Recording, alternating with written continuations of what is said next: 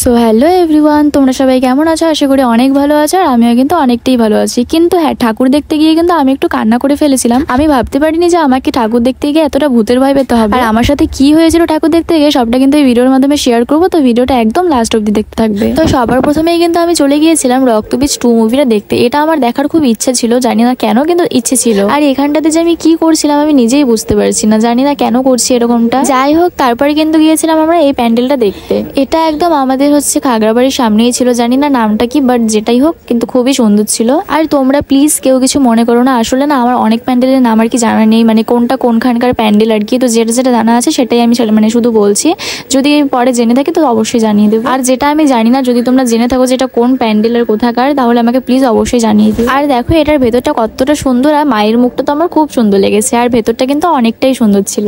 এই প্যান্ডেলগুলোর হাতের কাজগুলো না এতটা সুন্দর হয়, দেখলেই যেন মনটা ভরে যায়। আর এই প্যান্ডেলটা না সত্যি বলতে আমার খুবই ভালো লেগেছিল। আর আমরা জানো তো, আমরা কিন্তু কোনো প্যান্ডেলই চিনি না যে কোনটা কোথায় আছে। আমরা জাস্ট হেঁটে হেঁটে যাচ্ছিলাম, দেখি না আমরা যেটা ইনস্টাগ্রামে দেখে গিয়েছিলাম সেটাতেই কিন্তু পৌঁছে যাচ্ছিলাম। তারপরে আমরা গিয়েছিলাম কিন্তু অমরতলাতে। আমরা শুনেছিলাম যে সেখানে নাকি একটা ভূতের প্যান্ডেল করেছে, তো সেটা দেখার জন্য গিয়েছিলাম। দেখো যতই ভয় লাগুক এখন দেখতে তো হয়। এটা হয়তো আমি এখন বলছি, কিন্তু যখন আমি ঢুকছিলাম তখন আমার এতটা ভয় লাগছিল, আমি তো প্রায় বলেই দিয়েছিলাম যে না আমি আর যাবো না। কিন্তু ভাবলাম যে না, এত ভিড়ে যখন ঢুকেই গিয়েছে তো ঢুকেই পড়ি ভিতরে, একবার দেখেই আসি কেমন হয়েছে। এখন ঢুকে তো পড়েছি প্যান্ডেলে, কিন্তু এখন ভয়টাকে কিভাবে আটকাবো বলো তো? এতটা ভিড়ের মধ্যে তো চলেই গিয়েছি। তারপরে আবার যখন ভিতরে ঢুকছিলাম এতটা পরিমাণে ভয় লাগছিল।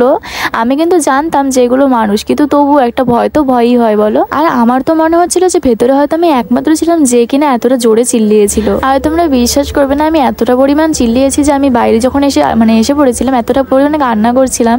আর মানুষগুলো তো আমাকে দেখে প্রায় হেসেই ফেলেছিল। আর আমি জানি না আমার এতটা পরিমাণে ভয় লেগেছে যে আমি আমার কান্না আটকাতেই পারিনি। আমার সাথে কিন্তু আরেকটা মেয়েও ছিল যে কান্না করে দিয়েছিল। আর এই প্যান্ডেলটার বাইরে যে এই লাইটিং গুলো করেছে না, লাইটিং গুলো আমার এতটা পছন্দ হয়েছিল। আর দেখো ফোনে কতটা সুন্দর আসছিল দেখতে। আর এই প্যান্ডেলটা কিন্তু দেখো বাইরে থেকে দেখতে কিন্তু এমনটা ছিল, বাইরে থেকে মনে হচ্ছিল কোনো হসপিটাল। আমি তো প্রথমে বুঝতেই পারিনি যে এটা কোনো প্যান্ডেল, আমি ভেবেছিলাম এমনি হয়তো নর্মাল কোনো একটা বাড়ি হবে হয়তো। তারপরে এই দেখো এই মানুষগুলো যে পরিমাণে ভয় দেখাচ্ছিল, আমার সত্যিই ভয় লেগেছিল। আর ওখানে না একজন মহিলা ছিল যিনি অনেক এতটা ভয় পেয়ে গিয়েছিল, ওনার তো পা পুরো মুচকে গিয়েছিল ওখানে। আর আমি একটা কথা বুঝি না, মানুষের যে এত কিসের তারা, এটাই আমি বুঝতে পারি না। মানুষগুলো এতটা জোরে ধাক্কা দিচ্ছিল, একটু হলে ফেলেই দিচ্ছিল।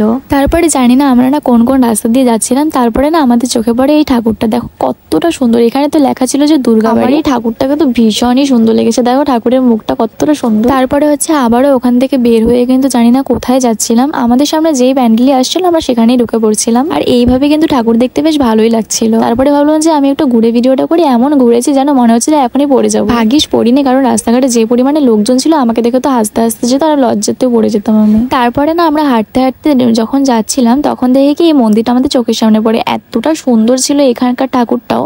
তারপরে কিন্তু আমি এখানটাতে অনেকগুলোই ফটো তুলেছি, যেগুলো আমি ইনস্টাগ্রামেও পোস্ট করবো, ইউটিউবে পোস্ট করবো, তোমরা দেখে নিও। আর এখানে না আমার দাঁড়িয়ে এত সুন্দর সুন্দর ফটো উঠছিল, কিছু বলার নেই, এতটা সুন্দর প্যান্ডেলের মধ্যেও আসে। আর তোমরা নিজেরাই একবার দেখো এখানে ঠাকুরের মুখটা ঠিক কতটা সুন্দর ছিল। আর এখানে লাইটের জন্য না এখানে খুব সুন্দর সুন্দর ফটো উঠছিল, আর ভিডিওগুলো খুবই সুন্দর আসছিল। কিছুক্ষণ ফটো তোলার পর না একটা দেখে হাওয়াই মিঠাই নিয়ে একটা কাকু যাচ্ছিল, তো আমার খুব খেতে ইচ্ছে করলো, তো আমি একটা নিয়ে তারপর সেখান থেকে খেতে খেতে যাচ্ছিলাম। তারপরে না আমাদের চোখে পড়ে ওই উল্টো বাড়ি প্যান্ডেলটা। ক্লাবটার নাম মনে হয় আমার যতটুকু সম্ভব এসিডিসি ক্লাব কিছু একটা এরকম পড়েছিলাম, কিন্তু মনে পড়ছে না। এই থিমটা ছিল হচ্ছে উল্টো বাড়ি। এই থিমটা আমার কাছে অতটাও খাস ছিল না, বাট হ্যাঁ মোটামুটি ছিল ভালোই। আমার সব থেকে বেশি ভিতরে ভালো লেগেছিল ঠাকুরের মুখটা, তাছাড়া বাকিগুলো ওই মোটামুটি লেগেছিল আর কি। তারপরে এতটা পরিমাণে হাঁটাহাঁটি করেছে যে শরীরটা না অনেকটা ক্লান্ত হয়ে গিয়েছিল, পাগুলো কিন্তু খুবই ব্যথা করছিল। তারপরে না ভাবলাম যে না এবার কিছু খাওয়া যাক। তারপরে একটা এগরোলের দোকানে গেলাম, আর সেখান থেকে কিন্তু একটা এগরোলও কিনলাম। আর আমি একটা কথাই বুঝি না যে আমাদের কপালটা এত খারাপ কিভাবে হয় কোথাও ঘুরতে যাওয়ার সময়। যখন আমরা এগরোলটা কিনলাম খেয়ে দেখি যে ডিমটা না কাঁচা পুরো, আর ঠিক মতো ওটা হয়ও নি।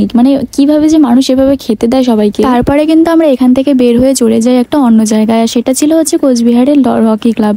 আমরা শুনেছিলাম ইনস্টাগ্রামে অনেক দেখেছিলাম যে ওখানকার ঠাকুরটা বেশ সুন্দর করেছে। তারপরে ওখানে গিয়ে তো আমি পুরো অবাক হয়ে গিয়েছি। ওখানকার থিমটা ছিল হচ্ছে সবুজের সংকল্প, আর ওখানকার থিমটা আমার এতটা ভালো লেগেছে, এতটা সুন্দর, চারদিকে এতটা সবুজ ছিল, এত গাছপালা ছিল, আমার তো বেস্ট লেগেছে ঠাকুর। আর তোমরাই একবার দেখো কাজগুলো এতটা সুন্দরভাবে নিখুঁতভাবে করা হয়েছে, কার না দেখে মনটা ভরবে আগে বলো তো। তারপর আমি ঠাকুরের মুখটা দর্শন করে কিন্তু ওখানে কয়েকটা ছবিও তুলে নিয়েছিলাম। তারপর আমরা ওখান থেকে যাওয়ার জন্য হচ্ছে অন্য জায়গায় রওনা দিচ্ছিলাম তারপরে না মানে যেতে যেতে আর কি দেখি যে সামনে একটা প্যান্ডেল ছিল, সেটা মনে হয় পুরান পোস্ট অফিস পাড়া ছিল হয়তো, মনে হয় ওখানে লেখা ছিল। আর ওই প্যান্ডেলটাও কিন্তু আমার ভীষণ ভালো লেগেছিল, এতটা সুন্দরভাবে করা ছিল কাজগুলো, আমার তো খুব ভালো লেগেছিল।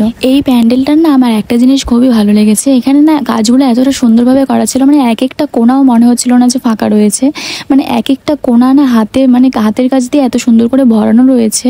আর ওখানে ছবিগুলো খুব ভালোই আসছে, আর বাইরে থেকে দেখতে যেমন সুন্দর ভেতর থেকে কিন্তু তেমনই সুন্দর দেখতে।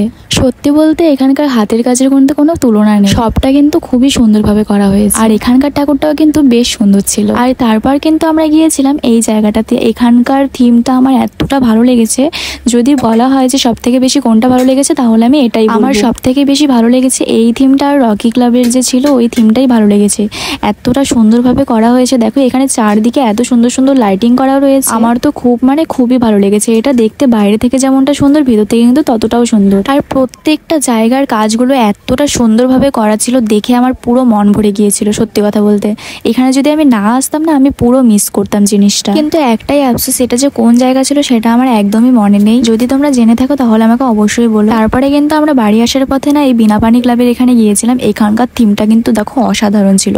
এখানে মানে এক একটা কাজ এতটা সুন্দরভাবে করা ছিল, মাটির প্রদীপ, তারপর পাট, আরো জানে কি কি দিয়ে, মানে কুলো, এসব দিয়ে খুব সুন্দরভাবে তৈরি করা ছিল। আমার তো বেশ দারুণ লেগেছে, আর তোমাদের কেমন লেগেছে এটা অবশ্যই জানিও। আর আজকের ভিডিওটা আমি এতটুকুনি রাখছি, আর যদি তোমাদের ভিডিওটা ভালো লেগে থাকে তো অবশ্যই লাইক, কমেন্ট এন্ড শেয়ার করে দাও। দেখা হচ্ছে নেক্সট কোনো একটা সুন্দর ব্লগে, এখনকার জন্য টাটা।